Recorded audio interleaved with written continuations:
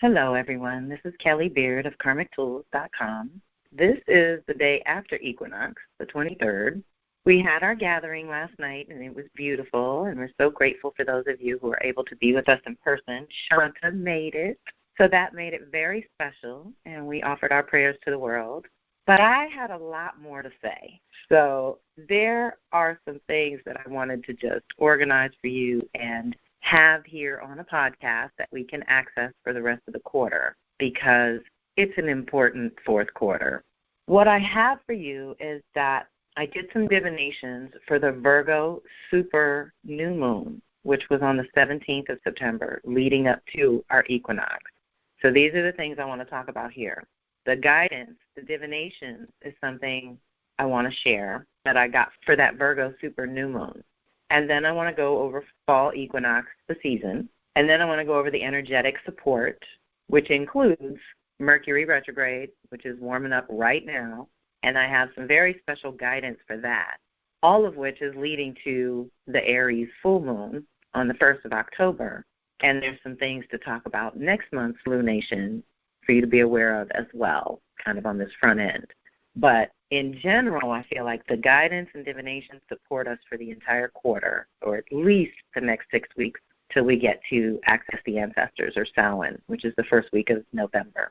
So let's dive in. The Virgo super new moon, I was the substitute teacher for Shanta's Compassionate Wisdom Circle. We did some divinations for the new moon, and I did my Stephen Karcher's Total I Ching, Myths for Change. It's a wonderful I Ching, and I love it because it does the interpretation for the scholar and the shaman, because most of you know I care about both the science and the mysticism around here. I like to know both. The guidance that we got from his book was really wonderful, but along the way, Spirit dropped my old Tao Oracle in my lap by Ma Diva Padma, who we've had as a guest on my calls before. Her interpretation of these exact same placements in the I Ching are so rich. So I wanted to give you both to chew on as guidance, because the Virgo new moon is basically awakening ourselves to what is healthy for us as an individual. And it is quite obvious that moving into the Aquarian age and watching the Piscean age die out is hard on a human. So we have to do the self-care pieces that we can do to keep ourselves sane and strong enough to handle what's in front of us. This is the price of consciousness. The fact is, now that we know we can awaken and stay in the body, we have to learn how to handle these things, because Earth is an active life-death, life process place, and it's how it works. Unfortunately, Western culture in particular has gotten away from basic truths and principles of being a human on Earth and what that entails, the stewards of Earth we were intended to be.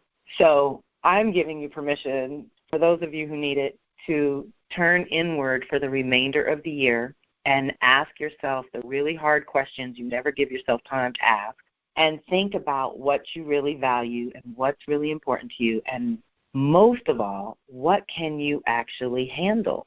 The new moon is planting seeds for our new beginnings and a whole new year. Virgo seeds go for 6 months till we get to the Virgo full moon, which will be in spring, March sometime, during the Pisces new moon. And we'll have the midpoint. We'll check in with what we've done for our health and well-being and our personal individual systems. But I think by spring, there's going to be vastly different choices to make, and availability and possibilities and opportunities to take advantage of, but not if you're mired in the muck, not if you're stuck in the past, not if you're still spinning about all the madness going on in the world, all over the world. This is an awakening. This is what it looks like. It's not easy, but it is worth it. And on some level, we volunteered to be here at this time for some reason. So let's get all the good out of that so we don't have to do this again, right? So the shaman and the scholar highlights for this new moon that is our guidance and support and opens up this, which when we get to the energetic support, you're going to find out all the other reasons why we need to turn inward for the rest of the year and not try to push anything new until the new year or spring at least. But our guidance, like I said, is going to support us for 6 to 12 weeks right now. And I really wanted you all to have that under your belt or to refer to as needed, because it's going to get intense. Things are going to ramp up again for another wave of madness, and we have to fortify ourselves now so that we're not already exhausted when that hits. So the bullets I'm going to share are from Stephen Karcher. The content and the follow-up that I just loved was such an excellent reminder for us that I haven't shared anywhere, so none of you have heard that part yet, from Ma Diva Padma. So what was so amazing is with the I Ching, for those of you who don't know, it's a conduct oracle. So we ask how to proceed, how to act, how to behave, how to conduct ourselves. Often you get two answers. The first answer is guidance for here and now, and it's leading to, changing to, because it's about the myths of change. This is how we handle change, by being present in our mind, body, and spirit so that we can hear our senses communicating with us the messages that we need to hear to make our decisions, to move through this world safely. And change is part of it. So the first answer was confining oppression. And we've all felt this in some form or fashion. But it's changing to loosening and deliverance. So I want to give you hope. I want to tell you that there is light at the end of this very long, dark tunnel. And life is worth fighting for. Life is worth living. And we can't let the social collective kill our individual experience completely. I'm not having it. I got too much Aries. I'm going to tell you now. There are things that I believe we can do as individuals to affect change. And there are things that we have to just learn from. So the key words for confining oppression are oppressed, restricted, exhausted, cut off, at the end of your resources. It also says search within to find the way out, and the site of creative transformation. Deep breath. The moment of truth and oppressed noble. Collect the energy to break out of the enclosure and reestablish communication.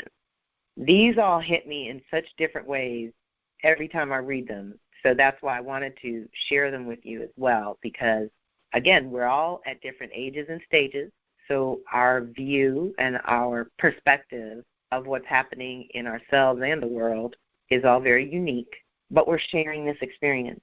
If you're listening to my podcast, we're in this together. And so whatever you're feeling in terms of an enclosure, it's time to collect the energy and prepare to break out and reestablish communication. We're going to do that a new way in the new year.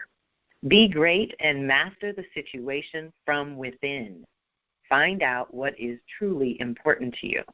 Okay, we can't do a lot with the big crumble, but we can do so much internally. And that's why this last quarter of the year has so many planetary alignments and cycles converging to push us to do that, that it's supported. You might as well do what's supported. Outer relations are disconnected from inner flow. These are just things to meditate on, y'all. Possibility of meeting unexpected help and encouragement. So being open to the miracles, even though we're feeling confined and oppressed, right? Miracles still happen every day.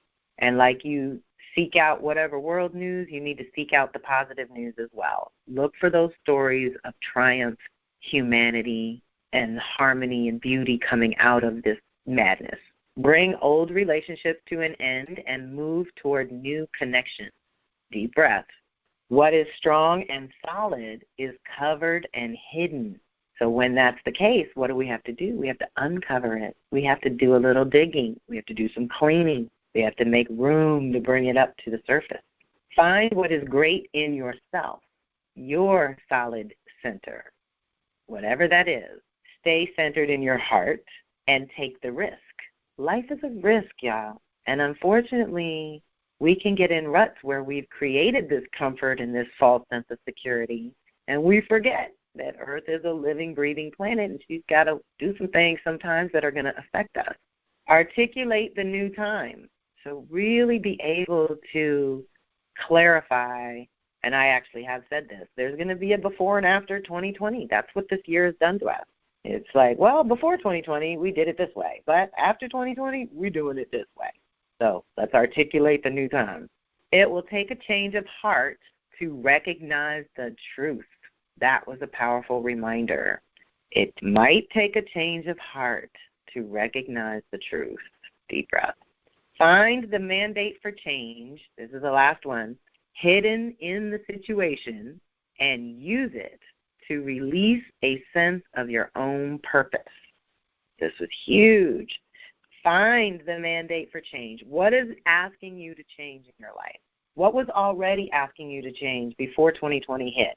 Because that's what's hidden in the situation, under the surface, may not be as obvious for everyone, but it's what we can use to find our own purpose going forward, because that's what this break to realign of 2020 really has shown me anyway. I've seen it in so many of my people. They're finding that what they wanted to do all along that was blocked by 3D or regular 9-to-5s and things like that, or having to commute, these bigger goals in our lives that we wanted before but couldn't do it because of XYZ obligations, with those obligations out the window, there's an opening to revisit things that you wanted to change anyway. So it's almost like it's helping us. It's helping us change it faster. This is what I mean when I say we're in a shortcut. We're in a wormhole where we're going a different route to get to the same place, but there aren't as many stoplights. So you got to be paying attention. Now, all that confining oppression is changing, praise God, to loosening and deliverance. So these keywords are solve problems, untie knots, release blocked energy, liberation, freed from suffering, a seed figure. Untie knots, dispel sorrows, solve problems, and understand motivation. Huge. That list alone will keep us busy for the rest of the year. Forgive and forget, clean slate. Well, I don't believe in forgetting, but I do believe in forgiving. So we do have an option for that too, where we don't have to carry baggage into the new year either if we don't want to. And it is a choice, people. Be up and greet the new day. So important. I love that I'm a night owl and that I do like to sleep in, but when I'm able to do sunrise and sunset in the same day, those are always magical, productive days, I got to tell you. So a new time is being born, so be up and greet the new day. Deliverance comes through vigorously pursuing your objectives. What is your objective? Wholeness. For the Virgo new moon, wholeness. We don't need it perfect. We need it whole. It doesn't have to be perfect. It just has to be done. So let's get practical, and let's not be so sensitive that we overlook what's effective. Vigorously pursuing your objectives means you got to focus. What is it that you want done in a day, in a week, in a month, in a year? I know focus is just a bad word. It's a dirty word in this world today. But you can practice, and you can have moments, and you can have moons, and you can have a time of the week or a time of the month that you know you're going to be able to focus. Give yourself that space and renew that connection. Don't let the world distract you from being effective and pursuing your objectives, what you really want done. Because everything that's going on, I got to tell you, huge distraction from real, and I mean real stuff, real life stuff. This petty distractions and this virtual distraction, this virtual reality, when you don't know if what you're looking at is in real time or if it just happened 50 years ago. You don't know. You don't know what you're looking at. We're in a zone now where we really have to do our due diligence to figure out the sources of information and know how to discern for ourselves what is right for our little systems. Again, with this being what's up for this month anyway. Reimagine the situation. Organize your forces. Something significant is returning. I just found my favorite earrings that have a cowrie shell and an Om symbol on them that I lost 5 years ago. It's so crazy. So we can do that. We can reimagine our situation as, how is this perfect? How is the limitations that you're going through perfect and helping this over here, even though you want to do that over there? It's still good for something. Let's figure out what some of the limitations we're experiencing can actually help us with. Capture the force that is opposing your plans and desires. I love this concept that the I Ching shares. There are forces that seem to be threatening you, but you can catch them in the act and acquire their power, okay? So we can use this intense energy that's swirling around us direct into something conscious. And because we're being released from the old so a new cycle can begin, that's where you want to start, you know? So those were just our bullets. When we get to Ma Diva Padma, who we love, she did the artwork for the Osho Zen deck, but I believe she wrote and did the artwork for this one. So this is special. So we had number 47, oppression, changing to 40, deliverance. Just as nature unfolds in cycles of contraction and expansion, so does the journey of being human. Times of oppression can feel like being confined in a dark cell without windows or even a door. At times like these, it is particularly important to hold fast to the light within. It is with the help of that light that you can find the strength to pass through oppressive circumstances without unnecessary and ineffective struggle. It is with the help of that light that you can also prevent yourself from falling into despair and hopelessness. Difficult circumstances are life's way of provoking a leap from one level of consciousness to another. Although hard times can make you feel like life is out to get you, it is not the case. On the contrary, existence is never inimical, but it does provide us with restrictions that can, if we can receive them and work with them, help to strengthen the inner qualities that we need in order to keep growing and expanding. In order to thrive and reach maturity, we must find the strength and inner determination to keep on growing until we can rise above the dark and difficult. In the process, we learn to be flexible as needed and to take advantage of opportunities for expansion when they arise. Whatever the oppressive circumstances that might be facing you now, remember that hidden within the darkness, there is light. The Taoist pictogram, known as the yin-yang symbol, represents this intimate interplay of light and darkness, expansion and contraction, activity and rest, all essential to life and growth. Deep breath. Contemplating this symbol reveals the teaching that the essential dynamic of life is change, and that all apparent opposites are irrevocably linked.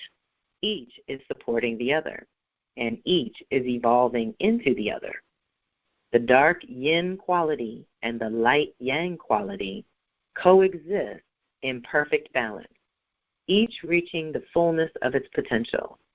In the center of the dark ground lies a small seed of light, and within the light space is a seed of darkness.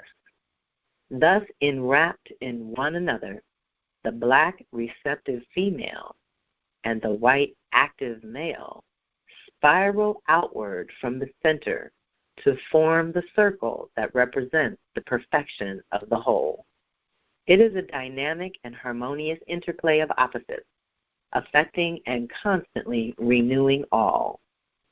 Any situation you face in relationships or in work, in the inner world of feelings or the outer world of mundane affairs, can be approached from a life affirmative or a life negative standpoint.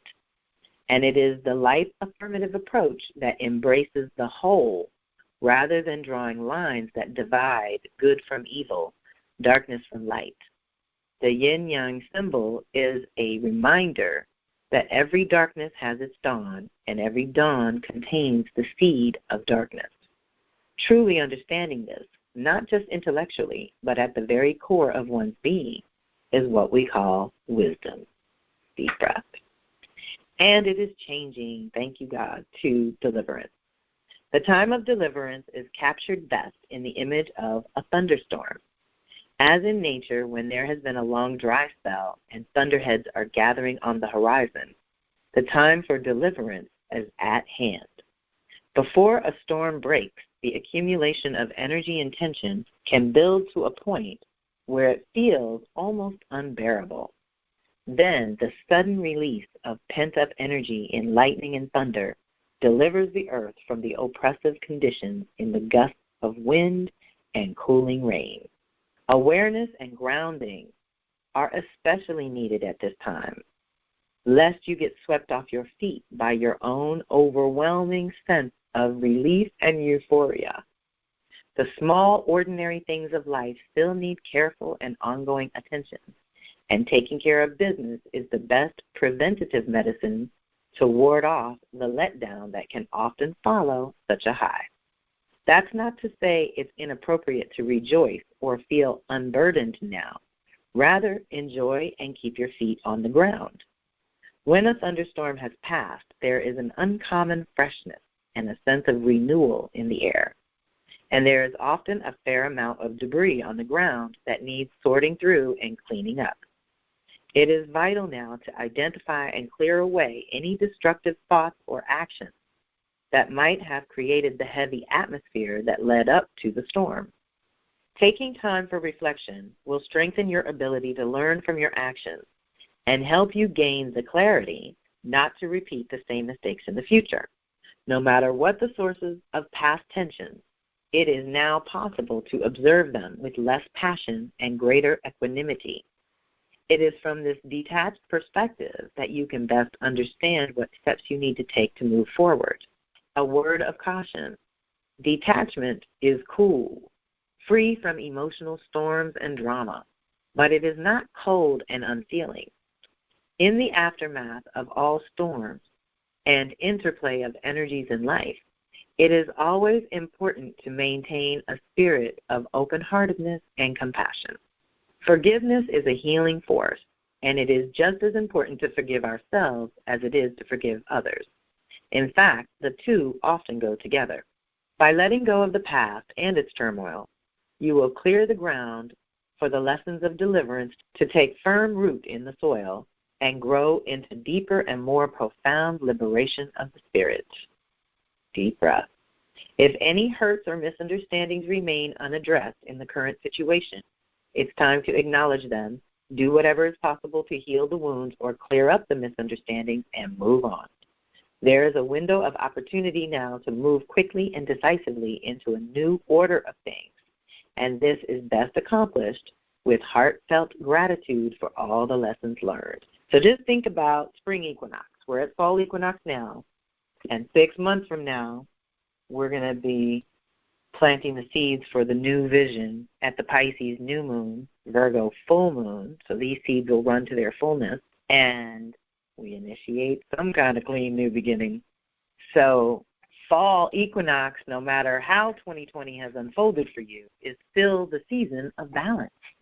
It's the 7th of our 8 sacred seasons that I follow. That is winter, spring, summer, fall, and then the midpoints in between are the gates of power. So we have fall equinox, and the next final season, 8th season, will be Samhain, or Access the Ancestors. We honor the Day of the Dead, and there's a lot of ritual and ceremony that goes into the first week of November that many, many, many cultures honor. We often acknowledge the new relationship with self that is unfolding at this point in the year. How much have you gotten completed in your 9-month gestational period? What is your harvest for 2020? Now, what's beautiful about the seasonal rhythm is that the month before winter, spring, summer, fall is always Virgo, Pisces, Gemini, Sag time, which is the processing time, the time when we process everything going on in our lives one way or another, whether it's through your body, mind, spirit, or soul. That's the processing time.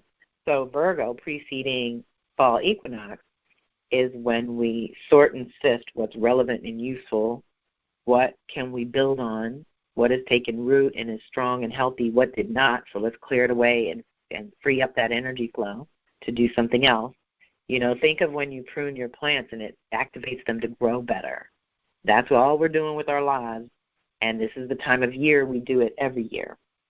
This is the fullness of any spring intentions that you put in place this year in 2020, as well as what you would like to see be able to be planted by next spring, 2021. So this would be the point where you would start clearing to make sure that what you want to happen in 21 can happen and has a space to be in your life. So we're going to start to feel that distinct shift from Virgo Earth energy and getting organized and pulling things together and working on ourselves in a certain way to Libra Air energy, which is more about other people in the community and relationships, collaborations, and partnerships. So we're going from that processing and analyzing to choosing and doing, committing, making new partnerships, or renegotiating the old ones so they can be new again. We're shifting from healing and integration with the self. As an individual, Virgo is very personal. It's your daily routine. It's your personal health. It's what's natural for you, the individual. Aries through Virgo is basically at the bottom part of the circle. That's all working on you, the individual. As soon as you come above the horizon in a chart, you're working with the world in one way or another. So we have our regular relationships, our intimate relationships, our community relationships, and our work relationships, all about to be, let's say, showing the fruits of our labor. Basically, you are what you attract and you attract what you are. So the work that you've been able to do on yourself for the last 6 months, to whatever extent that's been possible, it's going to support you in whatever you try to do with others for the next 6 months.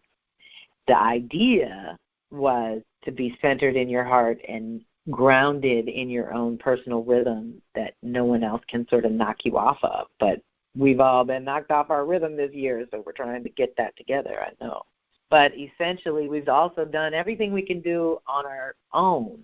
And now we do have to start thinking about what we need other people for and how that works and what that entails. Because it is the rest of the year, the energetics and the planets and everything else supports us being turned inward in a lot of ways. This is where you're preparing for that, okay? So let's say you might not be able to have as many interactions as you would like for the rest of this year, but come spring of next year, that's going to open up and change. What we want to do at this point on the front end is visualize what that change will be in terms of beauty, harmony, stability, protection, cleanliness. Like, we want it clean and pure and strong and full of light and love and truth. And so we're clearing space for that. Can you be the space for what it is you want to bring into the world?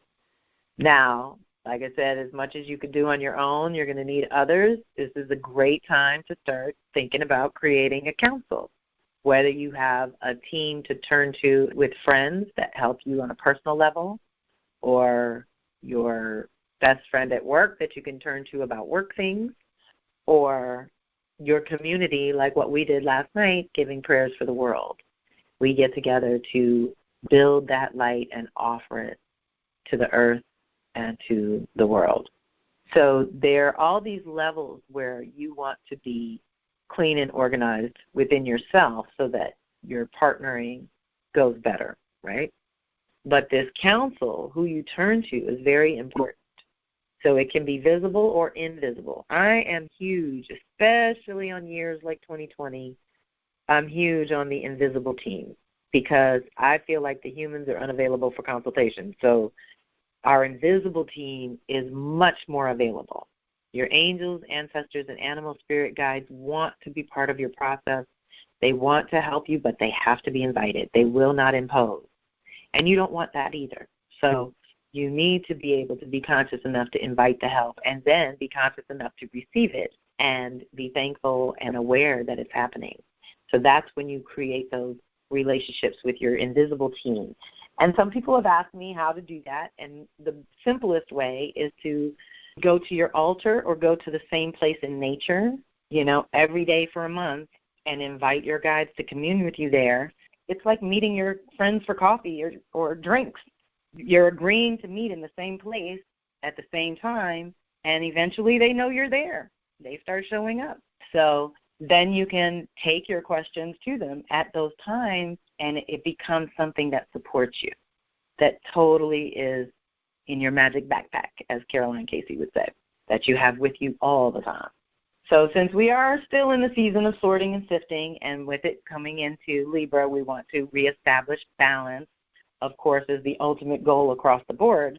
But how do we do that? We check in with our magnetics. What's working? What are you attracting in your life? What are you repelling naturally? And how would you like to change that?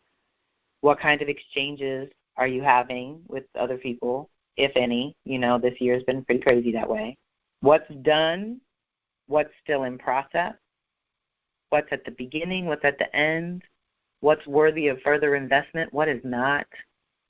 Let's think about these things. This is the time. This is the month. Set your intentions for balanced, reciprocal relationships. And what was my old saying, y'all? I claim reciprocal relationships, creative collaborations, and profitable partnerships. Those are my words I love to chant so that I have good and proper exchanges with others. And it works. It works. It's kept really amazing people coming through my life. But what we're going for is basically conscious equal partnership and collaboration with all life.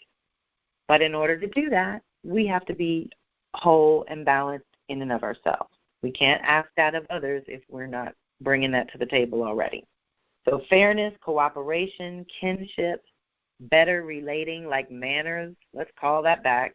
There's a way to be effective, and there's a way to be completely distracted, disoriented, and distressed on top of it, but completely ineffective. You're not getting anything done when you're spinning out in rage or outrage or frustration or what's not working. Okay, we get that. We know that laundry list.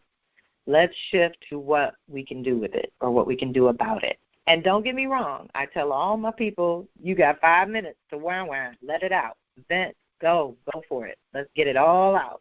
Now what? And at the end of that, we start moving towards solutions. So I'm not against the venting by any stretch. Get it out of your system. But then move towards solutions. That's all I can say. And that would be the Virgo new moon pushing you to, like I said, just get practical, get here and now. What's relevant? What's useful? What's the first step? What's the first logical step? And know that that first step leads to the next step. And sometimes it's the first step that's the hardest for all of us. To start a new routine, to start a new business, to start a new relationship, to start new ways of educating our children, which is very up right now. We're having to do all this new stuff, and the old stuff isn't even out the way yet. There's a lot of debris from the crumble. So we have to do that clearing, like they said, after the storm. We got to clean up the land a little bit and prepare it for fresh growth that's coming in the spring for sure. We're restoring balance. That's what the whole rest of this year is about. And I know it's going to be hard because Social Collective is going to continue to throw curveballs that throw us off balance. So what is your response to that? I've been saying this, especially with Mars retrograde, have something to do when you can't do what you want to do. What's your side project? What's your, maybe there's a book you've wanted to read all along that you've not had time for, but as soon as you have this open pocket of time and you can't do what you want to do, you might as well segue over to that book or project. Maybe it's the garden, maybe it's cooking, maybe it's cleaning even. I have a lot of Virgo. I actually like to clean. Order makes me happy, and so I love anything that helps me get order in my life. So restoring your environment, your sacred space, your community if you have one. If you don't have one, it's time to build one, even if it's when two or more gather. Even if it's just one more soul that you have to talk to, that's all you need. Maybe a trinity, if you're lucky. But the idea of this time of year is to do a certain amount of nesting and create space.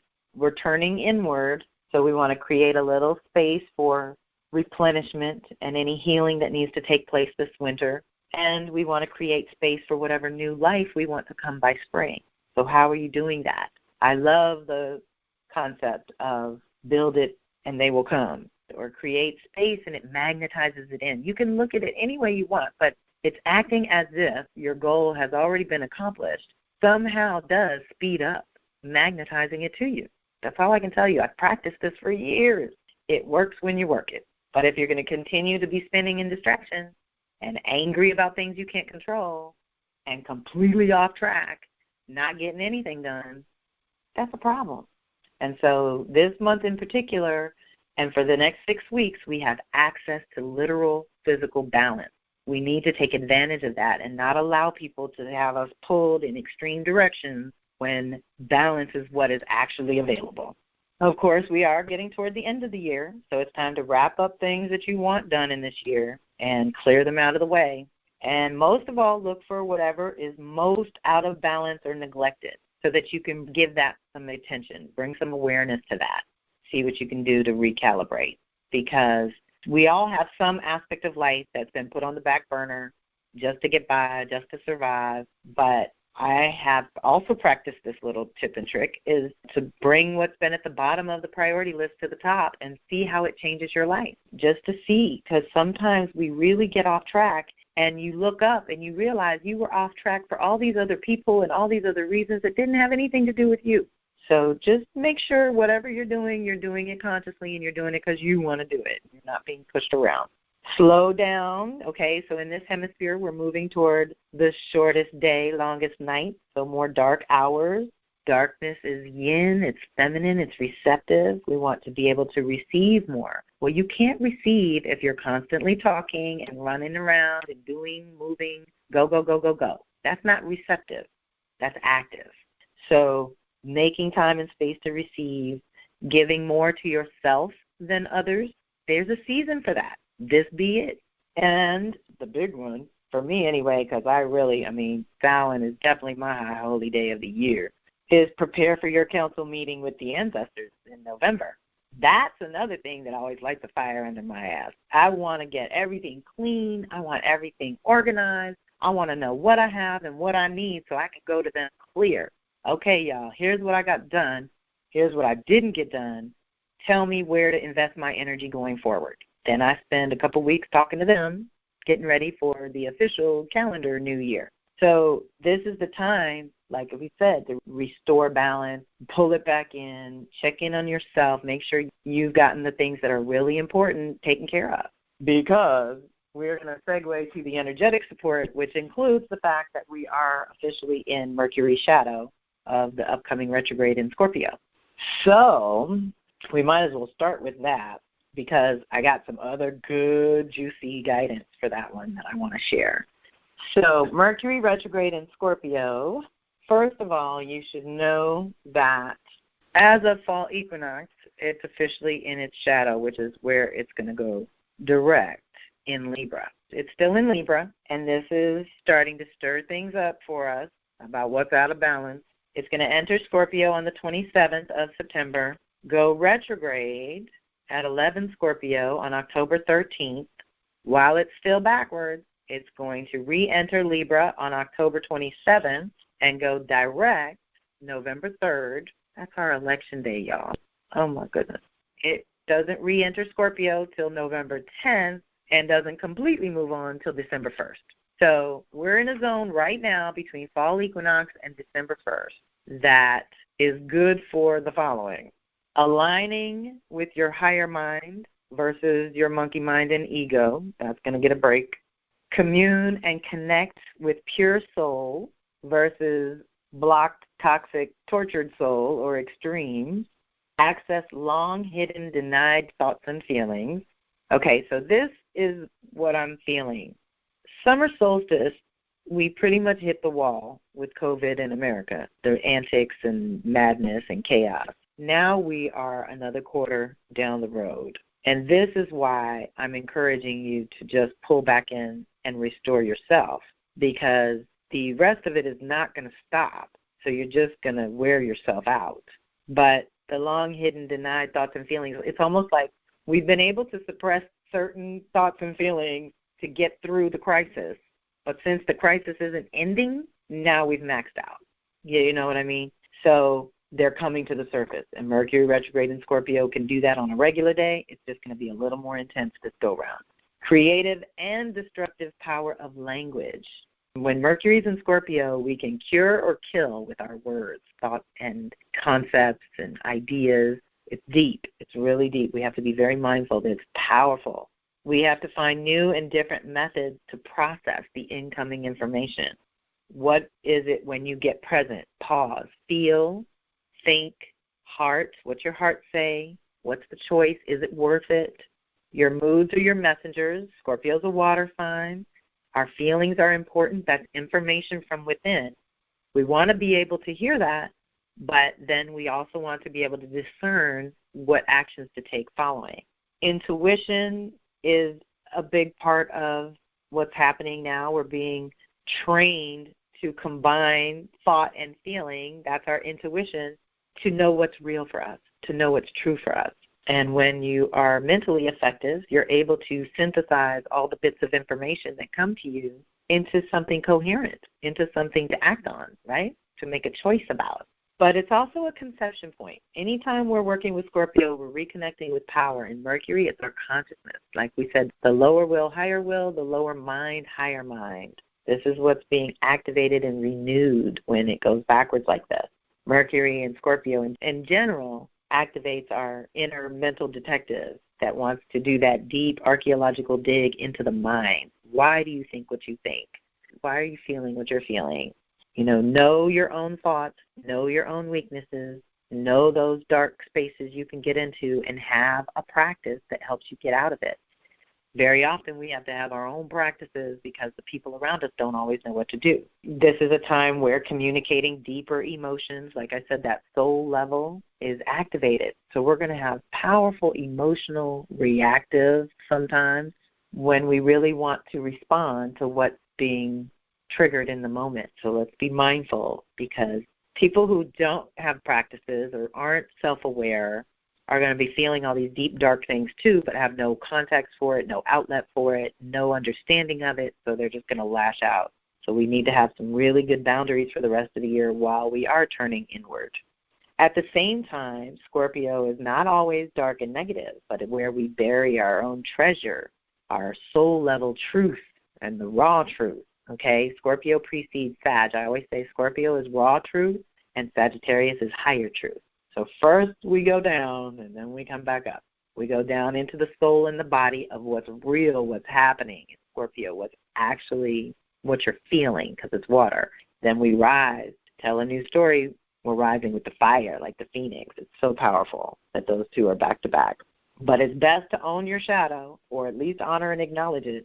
Give it something to do. If we don't do our shadow work, it can back up at times like this and get triggered to explode. Nobody wants that. Reclaim the power of your mind. Anytime we're working with Scorpio, it's all about power. So the fact that it's retrograding in Scorpio is asking us to check that, to face our fears, any taboos, secret, emotional depths that we normally avoid. Let's do it. Let's do it so that it's not triggered by someone else. Do it yourself. And then when it goes forward in Libra, theoretically, we should be able to establish better communications with other people as well. But first, we got to go in and go down. And what popped up, just like the other I Ching came out of nowhere from an old time, I have the skull teachings from Clarissa Pinkola Estes, Women Who Run with the Wolves, which most of you know I use a lot for almost everything. The skull teachings are from the fairy tale Vasilisa the Wise.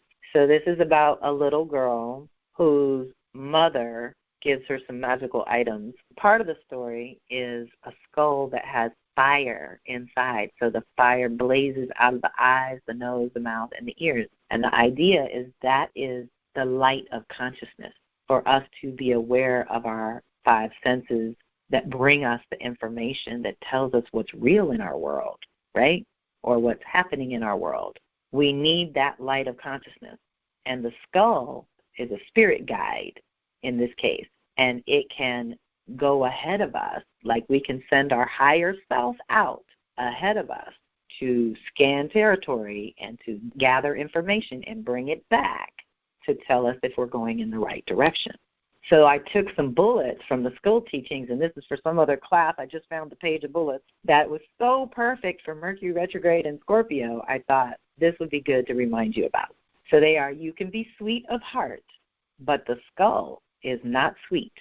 The skull's work is to be sight-full, meaning F-U-L-L, full of sight. It's neutral. It doesn't have to be sweet. You want to be sweet in your heart, and you want to be aware and awake. When you're connected to your wildish power, you cannot be oppressed. And I'm going to testify for that one. I am kind of known for being the queen of boundaries. Mama Bear is alive and well over here.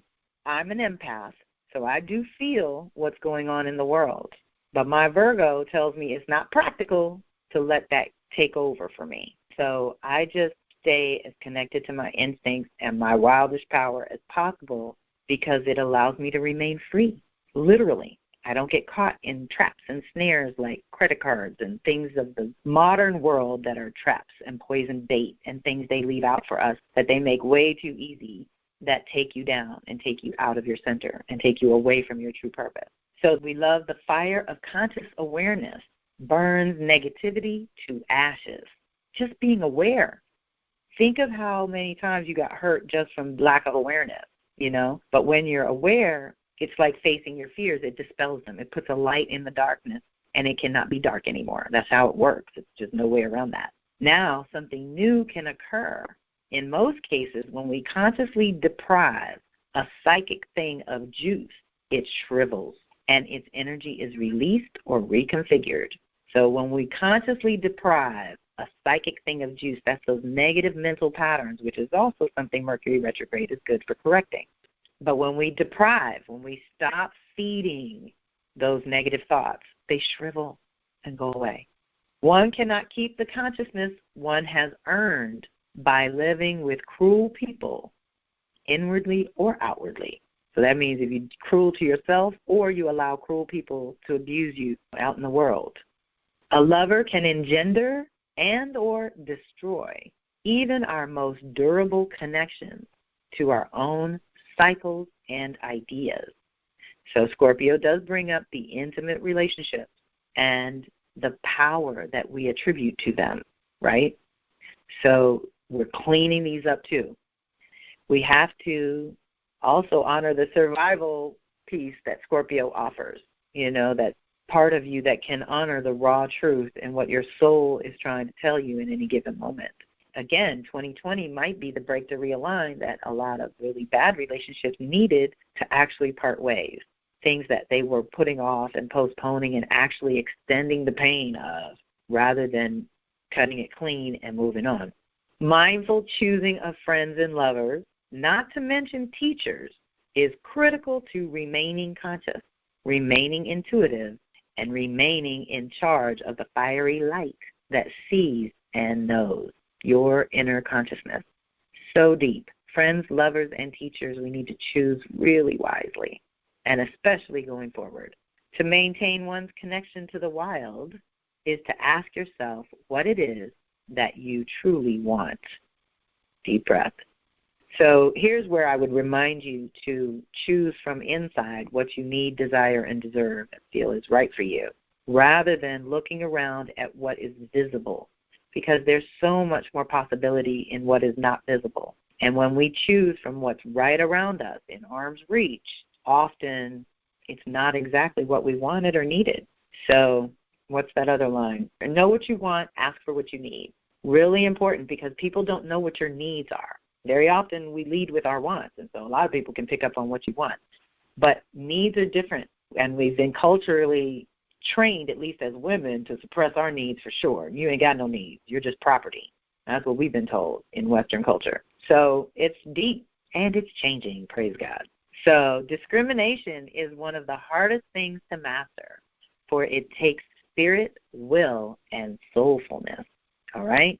So that discernment, learning how to discriminate between what's right and wrong for you, requires your own spirit to be involved, your personal will to want that. You want to be better, want to be more whole and balanced, and that soulfulness. You're connected. You're connected to yourself. You're connected to Earth, which allows you to make those connections with other people. If you're not connected to your soul and you're not connected to Earth, making connections with other people is damn near impossible. So being mindful, this retrograde is going to reset so many things. This is the last one. To choose just because something mouth-watering stands before you will never satisfy the hunger of your soul self. And that is what intuition is for. It is a direct messenger of the soul. So ultimately, the skull is our intuition, like we said, the light within us that's able to discern what's happening around us and what we have and what we need, right?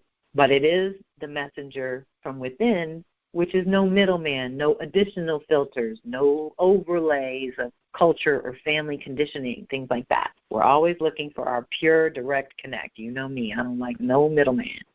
So that was just the Mercury retrograde. That is the last one of the year to support us. Energetic support we've got. The chart for fall equinox gives us a lot of information about what supports us for this, at least the next 6 weeks. Like I said, we'll do a new chart for Samhain. But it can loosely guide you for the remaining quarter of the year as well, because a lot of people only check in at winter, spring, summer, fall, and that's fine. But this chart is ruled by Scorpio, which is powerful, and what my notation was, because Juno, the divine consort, which is the part of us that likes to partner and loves to be in relationship with others, is also in Scorpio. So we're partnering with our own soul to gather information and strength. Like we said, we're replenishing because so much outer movement is not even possible. We're given permission to turn inward. The moon on fall equinox was in Sagittarius. So that tells us to be honest with ourselves and others about what you really value. Where are your priorities right now, and how can you let go of the old story and prepare to tell a new story? The Capricorn stellium is really powerful because it's actually in this chart what's called intercepted. So it means it's operating in the background a little bit. And by being ruled by Scorpio, we're already deep in the realm of the subconscious as it is. The Mercury, like I said, entering shadow in the 12th house of the subconscious. So there's a lot of things happening that you may or may not be totally aware of. So this is the other thing about working with the planets or the cycles, is calling it into awareness. Once you call it into awareness, you can work with it. You can co-create with it. But the big Capricorn stellium, I just wrote down some keywords because this is what we want to think about right now in terms of expressing ourselves and communicating with others. But again, with this work behind the scenes, that it doesn't really have to do with others right now. So wisdom, truth, power, and endurance. That's Pallas is wisdom, Jupiter is truth, Pluto is power, Saturn is endurance. Asking us to be responsible, have integrity, work for justice, and have that prismatic perspective. Don't be limited to one view. All behind the scenes. These are interchanges and restoration, restructuring going on within your consciousness. And the department is the third house. It's how you communicate and express yourself. So this is what's getting cleaned up, cleared out, renewed. The old way is not going to work anymore. So let's dream up the new way. Then Ceres, which is how we nurture and like to be nurtured, is in Pisces in the 4th house. So we're nurturing our spirit and home base, your connection to your intuition, your connection to quality nutrient replenishment. Right now it's time to nurture yourself. This is like so many signals saying turn inward and do some self-care.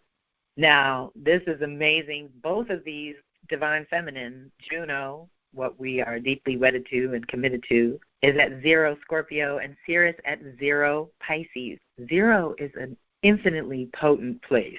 This is very much the beginning of some new awareness of essence and feelings within you going on. Neptune in Pisces is lighting up our 5th house, which means new creative, imaginative vision is possible, and definitely adding imagination to all your creative projects. Just get wildly creative this month if you can, because the other thing we have to do for ourselves, Aries is ruling the 6th house. That means a daily routine that does something for yourself every day. Whether it's physical fitness or not is up to you, but there's a lot of indicators here that health and fitness is a big part of it, because Aries energy needs to move to be healthy. Chiron is there healing us in our Aries department, and Mars is retrograding in Aries. So they're both in the 6th house, telling me that we can redream what we want to do on a day-to-day basis and heal ourselves in the process, which is just beautiful. Now, I know everybody's not happy to be working from home, but the people who are happy to be working from home, I think they're getting a lot more done for themselves as well as getting their work done, and that's why they're so happy. So I put a note here to choose something you want to heal your blank on a daily basis for this quarter. So for me, I am on the health and fitness tip. So I'm just trying to sweat and stretch every day. I don't care what time. I don't care where. I'm not into the details right now. I just want it done. I will be happy if I just stick to that and am consistent. So whatever it is that you need to heal the most, because, again, Aries is all about you. Then Uranus in Taurus The big one is in the 7th house of our relationships, partnerships, and collaborations. So there is this change of values and priorities going on in that department. There's an awakening. We're starting to get real about what we need in our everyday lives in terms of partnership. Then we have the North Node, which is the life path and direction we all share as a social level here, is in Gemini, affecting us all in one way or another, in the 8th house. So this tells me that we can definitely communicate with the ancestors for guidance on our path. Right now, if you're really struggling with what direction to go, or in this case with Gemini, maybe there's distinctly 2 paths that historically you've been able to get away with traveling both at the same time, and now we have to choose one or the other. Isn't that crazy? But I think we do. So let's just see how it unfolds. At the same time, we do have to multitask. We still have to be able to do more than one thing. I've always encouraged people to have multiple streams of income, because when one is down, another one's up, and you're not reliant, and you don't have all your eggs in one basket. And then the big one in our chart that I just love, that is so telling and also points back to self-care and self-love, is that Venus is conjunct Vesta at 18 degrees Leo at the top of our chart in the 10th house. So what the world needs is for us to love ourselves, because when you love yourself, it's so much easier to love everyone else. But when you hate yourself, it's so much easier to hate everybody else, because you think everybody feels the same way you do, and it's not true. This is a time where whatever you can do to make your life sacred, to make being heart-centered a sacred value, a priority, to make humanity a value and priority. You know, there's a lot of things we're doing right now that is literally against humanity and against life itself. We don't want that. That's not sustainable. So this is a really powerful renewal of love and heart-centeredness that we can claim, that whatever little bit we can do, we can also claim that we know affects the world for the better. And then our fall equinox, which is the sun at 0 Libra, falls in the 11th house of community. So community and partnerships is part of what we're seeding anew for the season as well, how to do this in a new way. Think of all the social distancing and how we have to do that. People are starting to get together again, but they're doing it in a new way. So let's see how that goes.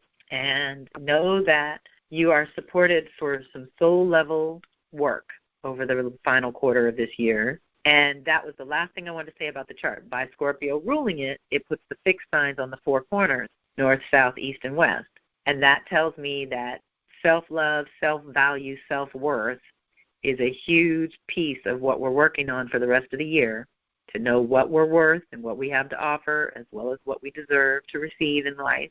At the same time, we can anchor something permanently that we do want in place, or we can release something permanently that's run its course.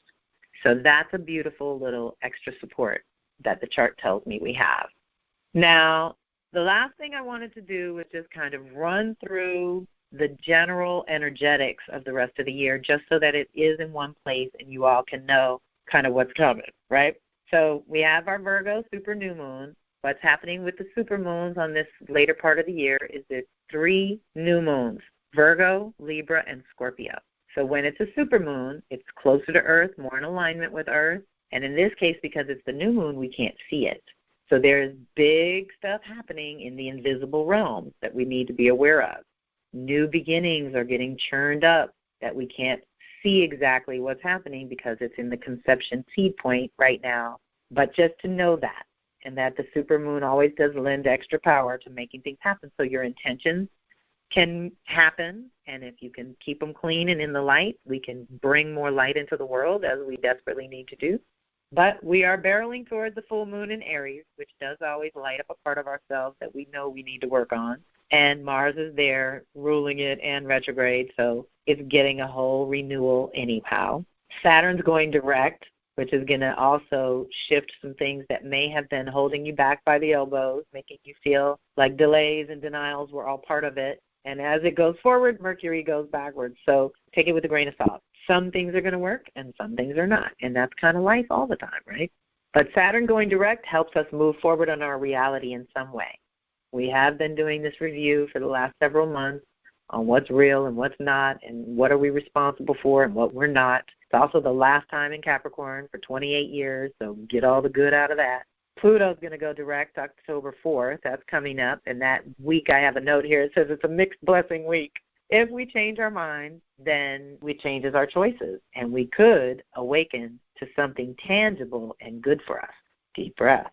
I like that note. I can't remember why I said it, but but that's part of that week. Then October 11th, 12th is huge energy all around. October 7th to the 19th, huge. Mercury's going to retrograde. We'll have the full moon in Taurus, but while Mercury's retrograde, that was the other thing I wanted to talk about. It's only going to have two big things happen. First of all, on the 24th, I'm talking to you on the 23rd, tomorrow it's going to oppose Mars. So that's big because that doesn't happen that often, and Mars is retrograde. So there's a deep inner meeting going on between your consciousness and who you are and what you want. So you're rethinking a lot of things. Remember what I say about midpoints. They're the best course-correcting time, too. So whatever comes to you over the next month or two, you should be able to act on going forward. But the big one that it's going to oppose is Uranus, which, again, is that lower mind, higher mind. And it hits it October 7th, October 19th, and the final time on November 17th. So there's this whole stretch because Mercury's retrograde. It's going to hit it 3 times over. That tells me something else, that we're totally awakening our consciousness to new possibilities. Now, mind you, at the exact same time, it's squaring Saturn, September 23rd, today, November 1st, and November 6th. It's so wild. On one hand, Uranus wants to break free. Saturn wants to have limits and structure. So there's part of us that has to integrate the freedom that's possible, but it's going to throw things into a spin in our reality that we have to actually move things around, make choices, and get clear about the ideas that we want to build on going forward. That's a powerful renewal in your consciousness to get, again, kind of get serious, get practical, get in the here and now, and know. You know, and of course, when it squares Saturn this year, it's squaring Jupiter and Pluto too. So the square to Jupiter happened on 9/17, September 17th, just on our new moon. And then right before fall equinox, it squared Pluto on the 21st. So Mercury's rewiring our brains already in a lot of ways. Let's just co-create with it, right? But at the exact same time, all this rewiring and all this consciousness and awakening and reworking of the reality is happening. October 12th is that Jupiter-Neptune contact, which is the one I've been telling you all, is the one that gives us access to miracles. So this is where if you can believe in the miracles and you can open up to the new ideas and you can do something radically different in your consciousness and in your choices, miracles can truly happen for the better. So let's call that in. Mercury goes direct, and we have Samhain at the same time, so that's going to be really good for our communication with the ancestors. Mars will finally go direct November 8th. And that will start easing that process. But exactly in the same week, November 12th, is Jupiter conjunct Pluto. Now, that one's huge. Jupiter's in Capricorn every 12 years, but Pluto's only there every 250. So it's getting, I think, 2 chances, because it's in Capricorn for 24 years, to link up with Jupiter like this. And it's huge. It's such a powerful reboot of the truth and story that we can tell as an individual and socially and collectively. So we're planting seeds for the new social collective story in November, exactly when we're talking to the ancestors about what that should be, okay? Then we have that super new moon in Scorpio, and Venus moves into Scorpio all on November 15th. So here we are with juicy Scorpio support again. November 22nd week, it says personal opportunities, a new vision is bubbling and brewing under the surface, almost ready to reveal itself. So after all this review time, we are going to come up with our new ideas, I promise. Then the full moon lunar eclipses coming back, Gemini Sag, full steam ahead. It's the Gemini full moon lunar eclipse, November 29th, right around Thanksgiving, and Mercury moves into Sag. So that's powerful for, again, the awakening of our consciousness, the break to realign of bigger cycles than now. So there's the annual cycle, there's maybe the 18-month cycle, but then there's the 9 and 10-year cycle that goes with eclipses. So this is huge. Again, we're getting so much permission to work behind the scenes on ourselves and to clean up our messes, whatever they may be, so that we can make some new choices and have some new opportunities going forward that we will not be able to take advantage of if we got a whole bunch of baggage or if we're all broken down and falling apart. So thank God December 6th week says good, easy week energetically. We'll get creative that day. And then December 13th week, we have the new moon solar eclipse in Sag. Chiron goes direct, so that's going to help our healing process. And Saturn re-enters Aquarius for the final time and goes forward. Jupiter enters Aquarius too that week. So that's our big week approaching solstice when Jupiter-Saturn conjunction. Remember we said Jupiter-Pluto is renewing the story, but Jupiter-Saturn's renewing the story of our reality, okay? So deep breath, and there's a new social order coming out of that. And finally, kind of close to New Year's Eve, December 27th, right between Christmas and New Year's, we have the full moon in Cancer, which we've had at the end of December like that around New Year's over the years, and it's always intense and powerful. So that's my little recap for the last quarter for those of you who were trying to look ahead a little bit. I want to also say that our Aries full moon is one of 2 full moons in the month of October. We have the Hunter's moon, full moon on October 1st, Aries full moon, and then at the end of the month we're going to have the Taurus full moon, which is called the Frost moon, on October 31st. And so when we get 2 full moons in a calendar month, that's the blue moon. In between, we got the super new moon in Libra. So that's powerful. Just the whole month of October is going to be super powerful and juicy. So reach out if you need to, of course. Know that the Venus Circle is still going strong, and we welcome drop-ins. The Soul Sister Circle is being cultivated behind the scenes to launch in December. And the Astro Tarot reading is still on sale for $125. That's $25 off its normal price. And it's an excellent one for all this, I can just say, because you get your cycles and patterns where you're at right now, and you get a tarot reading that is a little bit of everything, and it gives you a nice baseline to work with. So I'm here if you need me. Traveling is challenging as much as I would like to do it. Although I will say that, too, I am open and receptive to in-person community gatherings. If you want me to come, I am open and receptive to that for anyone that is starting to do small group gatherings again. That was my original intention for 2020, was to get in person with you. So I hope that happens a little more in 21 for sure. All right, everyone. Thank you so much for listening to my fall equinox update, and have a fantastic month. So much love and gratitude that you're part of my community. This is Kelly Beard signing off. Take care.